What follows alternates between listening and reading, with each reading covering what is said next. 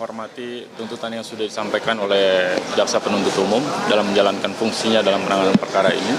Tapi sekali lagi setelah tuntutan ini tadi kami sudah sampaikan kepada majelis hakim akan ada waktu yang cukup bagi kami 1 minggu untuk menyiapkan tanggapan yang nanti akan kami muat dalam pembelaan pledoi, baik nanti disampaikan oleh Pak Ferdi Sambo secara pribadi maupun kami sebagai penasihat hukum. Jadi nanti bagaimana merespon tuntutan ini akan kami sampaikan secara utuh, secara lengkap nanti dalam pembelaan kami. Kira-kira itu. Pembelaan ini yang 3 untuk pledoi fokusnya nanti akan Sebagian besar tentu akan mengcounter apa yang disampaikan oleh jaksa penuntut umum, karena tadi di surat tuntutan ada jalan cerita yang disampaikan termasuk pemenuhan unsur-unsur yang menurut kami ini berjauhan dengan fakta yang sebenarnya terungkap pada persidangan. Nanti kita ungkap lebih lengkap di dalam pembelaan kita ya, fakta-fakta apa yang terkait, kemudian bukti-bukti apa yang relevan untuk mengcounter apa yang disampaikan oleh jaksa penuntut umum. Dari sisi kami tentu sebagai penasihat hukum, juga dari sisi Pak Sambo. Karena memang ada bagian-bagian tadi yang tidak lengkap disajikan secara utuh dari fakta persidangan yang sebenarnya sudah diungkapkan dalam sejak persidangan pertama, terutama di agenda acara pembuktian ya, dari keterangan saksi-saksi maupun alat bukti. Gitu. Mas, soal yang kemarin adanya perselingkuhan bukan pelecehan.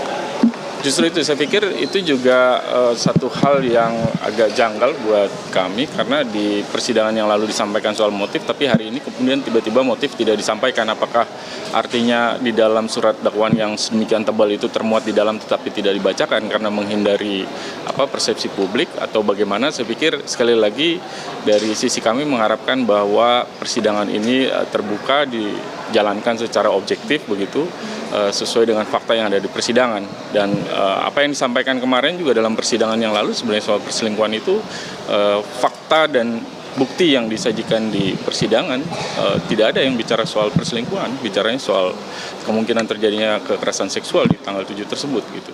Kita sudah mendengarkan pernyataan dari Rasamala Aritonang selaku kuasa hukum dari Ferdi Sambo yang memang sebenarnya kami juga undang kehadirannya dalam perbincangan kali ini, namun sampai diskusi ini atau perbincangan ini berjalan, Rasamala Aritonang ini masih belum memberikan sambutan terhadap ajakan kami sehingga juga tidak bisa hadir baik secara langsung ataupun juga secara virtual. Tapi kita sudah dengarkan tadi bagaimana upaya berikutnya, tentunya setelah ini tim kuasa hukum dari Ferdi Sambo membuat pledoi ataupun juga pembelaan yang akan disampaikan di agenda berikutnya. Kami juga akan perkenalkan narasumber berikutnya sebelum kita lanjutkan perbincangan dengan Ibu Rosti. Sudah hadir secara virtual juga yang akan memberikan pandangannya, yaitu Prof. Hipnu Nugroho selaku ahli hukum pidana dari Universitas Jenderal Sudirman. Assalamualaikum warahmatullahi wabarakatuh. Selamat malam Prof. Hipnu. Selamat malam Mbak Putri. Baik, sebelum nanti kita akan minta pandangan dari Prof. Hipnu, kemudian juga Bang Palmer, saya akan masih lanjutkan dengan Ibu Rosti. Ibu Rosti, seperti yang sudah saya sampaikan tadi, sebelum jeda Ibu, besok kita akan dengarkan tuntutan dari jaksa untuk Putri Chandrawati, untuk Richard Eliezer. Harapan Ibu? Harapan kami kepada Putri Chandrawati, tuntutan yang diberikan oleh JPU atau Jaksa Penuntut Umum, kami mengharapkan yaitu tuntutan yang semaksimal mungkin, karena di sini terjadinya pembunuhan, kasus yang sangat sadis dan keji ini kepada anak kami almarhum adalah bersumber daripada perbincangan Putri Chandrawati terhadap suaminya yang dia cintai, Ferdi Sambo. Dialah dalangnya dari sini semua dan yang mengetahui apa sebenarnya yang terjadi, kejahatan atau kebusukan yang mereka lakukan di rumah mereka. Makanya sampai terjadi ini perbincangan kepada Ferdi Sambo melakukan pembunuhan yang sangat sadis ini terhadap almarhum Yosua. Jadi kami sebagai orang tua, terlebih sebagai saya ibundanya almarhum, menginginkan agar Putri Chandrawati diberi hukuman yang semaksimal mungkin. Ya, itu kerinduan kami, karena Putri Chandrawati ini sebagai perempuan seharusnya dia memiliki hati nurani sebagai seorang ibu yang memiliki anak dan keturunan, dan mengakui di dalam persidangan bahwa dia mengakui ADC atau ajudan yang ada di rumahnya mengakui sebagai anak.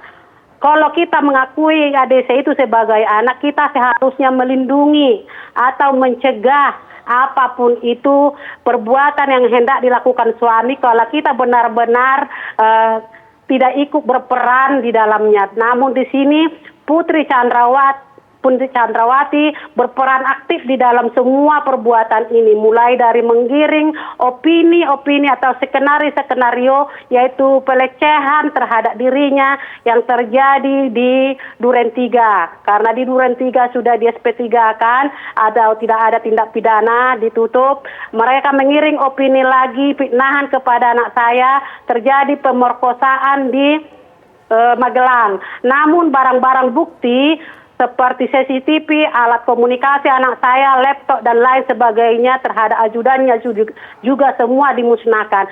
Kalau saya sebagai perempuan, kalau ada yang terjadi di rumah saya, tidak mungkin saya melakukan perusakan atau memusnahkan semua alat bukti. Itu adalah barang bukti yang relevan atau otentik yang seperti dibilang PH-nya. Mereka akan bisa menunjukkan barang-barang atau bukti yang otentik atau relevan. Tapi di sini mereka hanya mengiring opini-opini, membuat rekayasa atau skenario. Jadi si Putri di sini selalu mempersulit persidangan, berjalannya persidangan dengan memutar-mutar kata atau mengatur-mengatur acting-acting yang luar biasa, yang menarik simpati kepada hakim atau jaksa dan mengiring opini-opini kepada masyarakat. Jadi di sini Putri ini sangat besar peran aktifnya di dalam hal pembunuhan perencanaan ini. Jadi kami sebagai ibu yang memiliki hati nurani, yang memiliki kasih terhadap anak, agar jangan terjadi ini kepada anak keturunannya, mohonlah Putri ini diberikan hukuman yang semaksimal, yang setimpal dengan perbuatannya. Baik. Itu kerinduan kami sebagai ibunda dari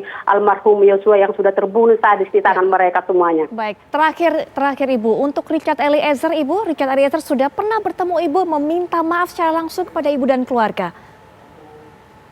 Ya, buat Berada atau Richard Eliezer, dari awal persidangan, waktu kami dihadirkan dalam kesaksian keluarga dari Jambi, dia telah datang memohon maaf, mengakui kesalahannya, sujud di hadapan orang tua kami sebagai ibu dan ayah. Dan dia berani berkata jujur, mengungkap agar kasus ini terungkap di dalam apa yang terjadi di dalamnya. Karena Richard Eliezer yang mengetahui apa sebenarnya yang peristiwa yang terjadi dalamnya di dalam kasus pembunuhan yang sangat sadis ini terhadap almarhum Yosua. Semoga nanti jaksa penuntut umum maupun hakim yang berikan hukuman yang setimpal buat Berada atau Richard Eliezer, karena mereka yang mengetahui hukum yang pantas buat Berada sebagai justice kolaborator yang diakui di dalam persidangan kasus pembunuhan tersebut. Ya, Ibu Rosti, terakhir ini mungkin Ibu Rosti merasakan ketulusan Richard Eliezer saat memohon maaf kepada Ibu dan keluarga. Adakah juga mungkin Bu terdakwa lainnya juga meminta mohon maaf secara tulus kepada Ibu dan keluarga? Kalau permintaan maaf di terakhir seperti sekarang ini tidak mungkin lagi namanya ada permintaan maaf. Permintaan maaf yang tulus itu tidak ada di akhir-akhir atau di ending pemutusan atau pemberian tuntutan hukuman. Bukan namanya Ibu, kami kemarin-kemarin pada saat sempat juga berbicara seperti kepada Ibu seperti yang dilakukan oleh Eliezer. Ibu menilai permintaan maafnya tulus kepada Ibu pada saat itu? Yang mengetahui soal tulusnya bagi kita sebagai manusia itu dari hati, dari dalam dirinya sendiri yang mengetahui bersih apa tulusnya. Semoga kata jujur yang diberikan Eliezer, karena di persidangan dia memang membuka kasus ini terungkap dengan benar, ya semogalah perkataan jujur itu tulus dari hatinya. Jadi Eliezer sudah berani melawan PH-nya di dalam persidangan, PH-nya Sambo maupun Putri. Baik. Dan mengatakan yang sejujurnya. Baik. Ya semoga itu perkataan yang sangat jujur dari hatinya. Baik, Ibu Rosti, terima kasih sudah meluangkan waktunya malam hari ini Ibu untuk bisa bercerita kepada kami, bercerita juga kepada masyarakat. Kita akan terus tunggu Ibu dan semoga besok yang disampaikan tuntutan oleh jaksa penuntut umum bisa memenuhi rasa keadilan. Selamat malam Ibu, sehat selalu Ibu Rosti. Sehat selalu, sama-sama Mbak Putri Viola. Baik, Bang Palmer, harapan masyarakat ini bahkan belum sampai vonis hakim, tapi baru tuntutan jaksa saja, sudah harapannya adalah adanya ataupun juga memenuhi keadilan bagi masyarakat. Keadilan ini juga sudut pandangnya banyak. Keadilan bagi korban ada ukuran tersendiri. Bagaimana itu penilaian mereka? Keadilan menurut masyarakat juga kemudian masyarakat punya penilaian sendiri, sehingga banyak kemudian beredar pendapat di masyarakat, kok cuma dituntut segitu tahun ya? Kok cuma dituntut seperti ini ya? Itu yang beberapa hari ini atau setidaknya 2 hari ini yang kita dengarkan. Bagaimana sebenarnya Bang Palmer pandangan mengenai bahwa tuntutan jaksa ini sudah memenuhi keadilan masyarakat? Ya, saya lebih melihat dulu setelah tuntutan dibacakan seumur hidup. Ya, kalau sebelum-sebelumnya kan masyarakat masih meraba-raba apa yang akan dilakukan, termasuk saya meraba-raba lah. Tadi pagi di TV One ini juga saya katakan bahwa jaksa melihat duduk kasus dan segala suatu latar belakang yang terkait dengan terdakwa ini tidak akan masuk kepada tuntutan maksimum, dan betul maksimum itu ya hukuman mati ya, itu yang maksimum. Nah tapi itu memang dituntut seumur hidup. Tapi bahwa di dalam berbagai peristiwa 42 tahun saya menjadi pengacara, baru sekali klien saya dihukum seumur hidup. Hukuman mati, mudah-mudahan jangan sampai saya juga mengalami menangani kasus yang berat. Tapi dakwaan untuk masuk kepada hukuman seumur hidup itu menurut jaksa itu sudah yang paling adil, karena menurut Undang-Undang nomor 16 tahun 2004 Undang-Undang Kejaksaan, bahwa jaksa itu mempunyai rasa keadilan. Kalau dia tuntut misalnya 10 tahun lalu hakim menjatuhkannya 4 tahun, dia wajib mengadakan upaya hukum banding. Nah, kalau ternyata sebaliknya, ya kan, kalau ancaman hukumannya 10 tahun lalu kemudian hakim menjatuhkannya hukuman seumur hidup, misalnya seperti itu. Karena di dalam pasal falsafah undang-undang kejaksaan itu, di dalam diri jaksa itu ada keadilan, maka apa yang didakwakannya itu adalah keadilan dari jaksa itu sendiri.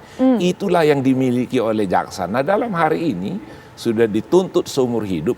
Kalau bagi saya orang Batak tentu bisa saya melihat, waduh betapa mengerti sulitnya bagi keluarga. Apapun dihukumkan kepada pelaku, tentulah selalu tidak bisa memuaskan. Betul. Namun demikian disitulah peran hakim. Nah, jaksa mengeluarkan rasa keadilannya dengan saya tadi pagi malah justru pikir-pikir itu tidak sampai malah ke seumur hidup. Tadinya Abang malah berpendapat seperti itu. Tapi yang saya hampir bisa yakin, aku yakin tidak akan masuk ke hukuman penuntutan maksimum. Karena kalau jaksa menuntut sedikit di bawah maksimum, memberi ruang kepada hakim nanti, ya kalau dia mau naik, monggo ada ruang, gitu kan. Ya, kalau mau turun ke hukuman yang berbatas waktu, ada ruang. Jadi sebenarnya jaksa tidak memikul beban moral di dalam tuntutannya. Jadi begini, sebab saya melihat bahwa jaksa memulai pendakwa penuntutannya itu dengan menyebut Injil Lukas dan Injil Matius. Injil Lukas itu dikatakan bahwa segala sesuatu yang ditutup akan dibuka, sesuatu yang disembunyikan akan diperlihatkan, kira-kira begitu. Nah, di dalam Injil Matius bahwa semua yang melakukan kejahatan itu akan dihukum, kira-kira gitu ya. Jadi ini semacam message awal, dan bagian penutup dari requisitor itu jaksa berdoa. Jaksa berdoa, mendoakan, yang doakan siapa? Yang didoakan hakim supaya arif dan bijaksana. Apa yang mau saya katakan? Bahwa betapa berat bagi jaksa itu juga ketika kalau dia misalnya sampai memilih hukuman maksimum, hukuman mati misalnya. Kan menjadi bebannya. Jadi kalau hakim kan nanti mengiyakan, kan jadi beban jaksa. Saya kan cuma mengiyakan sampean, ya kan. Jadi tetap dia beri ruang. Ini saya menurut dugaan saya seperti itu. Nah, ini pengalaman 42 tahun, ada yang kita tangkap garis-garis besar cara atau budaya jaksa dalam menuntut. Ya, dalam menuntut atau budaya persidangan hakim, karakter-karakter atau sudah menjadi hal yang lazim berlaku di dalam suatu proses persidangan. Nah, jadi kalau menurut penglihatan saya sudah sangat berani jaksa menuntut itu Baik. seumur hidup. Dia tetapi kalau tadi dari keluarga korban kita tanya dan yang lain, ya tentu kan belum akhir zaman ini tuntutan ini masih ada nanti putusan. Jadi ya tetap mempersiapkan diri untuk menerima bahwa keadilan itu nggak boleh milik kita sendiri, bukan. Karena keadilan yang dari satu individu itu sudah merupakan diskusi dari zaman peradaban manusia ada ya. Baik Bang Palmer. Baik, Gitu. kita lanjutkan nanti Bang Palmer. Kita juga ingin dengarkan bagaimana pendapat dari Prof. Hipnu. Tadi sudah disinggung oleh Bang Palmer, Prof. Hipnu mengenai budaya-budaya saat jaksa ini kemudian memberikan ataupun juga memutuskan tuntutannya. Ada mungkin pertimbangan-pertimbangan lain menurut Prof. Hipnu yang menjadi konsideran dari jaksa ini saat kemudian menjatuhkan tuntutannya, Prof. Hipnu. Ya, terima kasih Mbak Putri. Jadi terima kasih Bang Palmer. Jadi terhadap kasus ini, itu yang harus dicatat bahwa dalam seumur hidup itu merupakan rangkaian dari pidana pembunuhan berencana dan obstruction of justice yang saya dengar seperti itu. Jadi terhadap obstruction of justice-nya juga sudah diputuskan hari ini. Artinya secara normatif bahwa putusan yang dijatuhkan hari ini adalah putusan yang terberat dalam putusan pidana berencana dan ditambah sepertiga terhadap obstruction of justice. Jadi di sini memang tadi saya sepakat Bang Palmer bahwa secara normatif di dalam pidana berencana itu ada pidana mati seumur hidup dan 20 tahun. Jadi secara normatif memang tidak salah.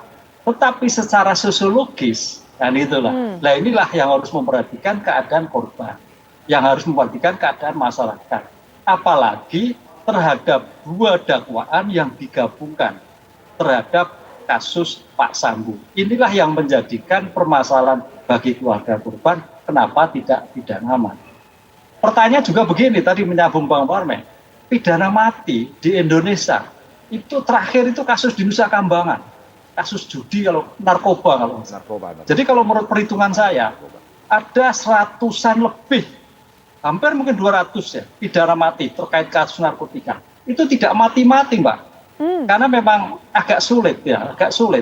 Ya kita pertentangan dengan tokoh HAM dan sebagainya. Sehingga pidana mati itu sampai sekarang yang dilakukan oleh Indonesia itu adalah apabila semua upaya hukum dilakukan, termasuk gerasi pada presiden apabila ditolak. Itu pun juga belum bisa dilakukan eksekusi mati. Ini yang menjadikan dalam konstruksi hukum Mbak Vila itu tidak selesai karena hukum itu adalah finishes operative. Jadi saya sepakat dari Bang Pilwar, kalau sampai menjatuhkan mati dan diputus mati ternyata tidak dieksekusi mati, bukankah menjadi beban bagi penuntut umum?